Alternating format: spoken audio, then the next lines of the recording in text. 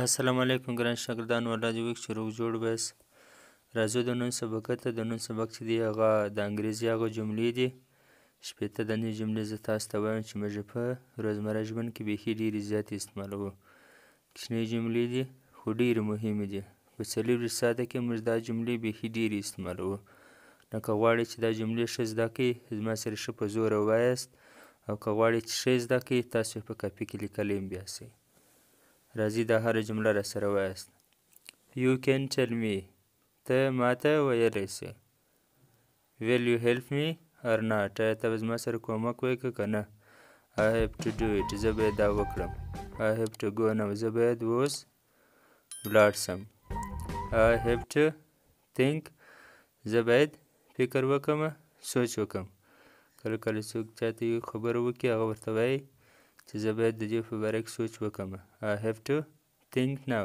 have to د هغې سره ټو چې راسي have to ویل کېږي I have to go زه باید ولاړ سم دلته دا د هغې سپیلینګ لږ غلط شوی دی HAVE دی دلته HAVE لیکلی Is it far away آیا دا لیرې دی Pardon me وبخښه Pardon me هغه وخت د انسان په خبره سر نه خلاص هغه ته وایي وبخښه ته دا خبره بیا تکرار کړه Help me زما سره مرسته وکړه I told him ما هغه ته وویل told ورته ومې ویل Keep trying کوشش جاري وساته Please speak up مهرباني خبره وکړه I am reading books زه کتابونه وایم لولم Not at home نه پر کور باندې نه I was trying ما کوشش کوي دغه جملې ښه راسره وایاست په زور یې راسره وایاست چې بیا مې خوله پر واوړي ژبه مې پر واوړي په زور یې به وایاست ځان سره سوکانه چې په زور یې ووایاست بیا مې ژبه باندې اوړي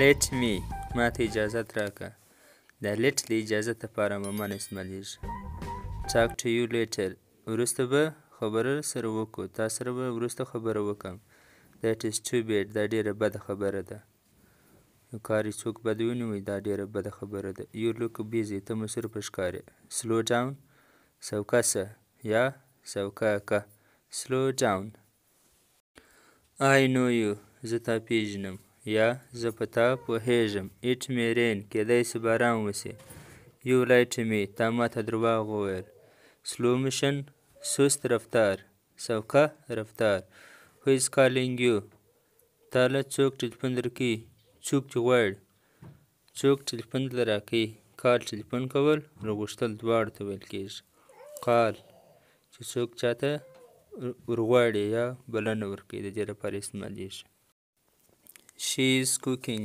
هغه ډوډۍ پخوي که څه هم فوډ نه کوي ورسره بیا هم د دې مطلب دا دی چې ډوډۍ پخوي یا هغه پخلی کوي Ask me again زما څه بیا پوښتنه وکړه دویم وارې پوښتنه وکړه You are a liar ته یو درواغجن یې It is my opinion دا زما رایه ده opinion I don't know زه نه پوهیږم یا زه نه یم په خبر نو معنا په پوهېدل I guessed so ما داسې اندازه ولګوله so یوه معنا ده ډېر یوه معنا ده داسې دلته را داسې معنا ده Absolutely not بالکل نه څوک چاته یو خبره وکړي هغه وایي دا بالکل داسې نه ده Don't depend on anyone هیڅ په چا باندې تکیه مه کوه او come with me زما سره راځه Let me go ما ته د تلو اجازت راکړه let د اجازت لپاره استعمالیږي په انګریزي کې عموما See you later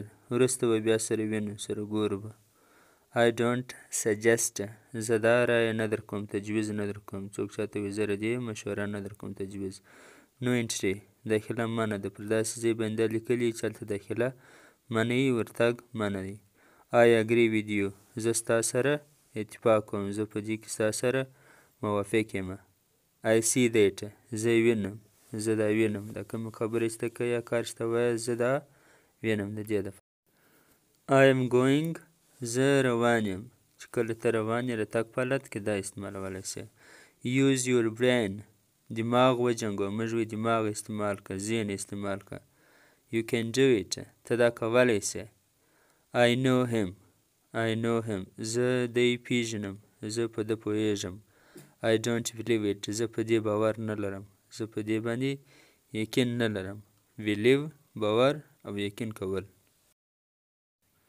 I remember زما په یاد دی زما یاد دی. It is too hot دا ډېر تود دی ګرم دی.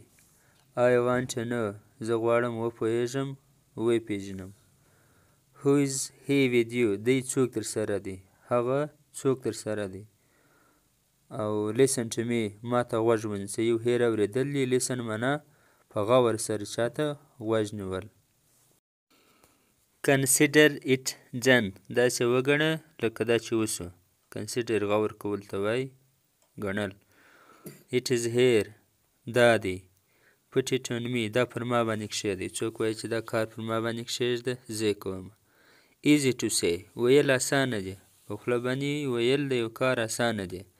Speak louder په زوره وغږېږه. Loud په زوره ته وایي. Louder لږ در هغه په زور.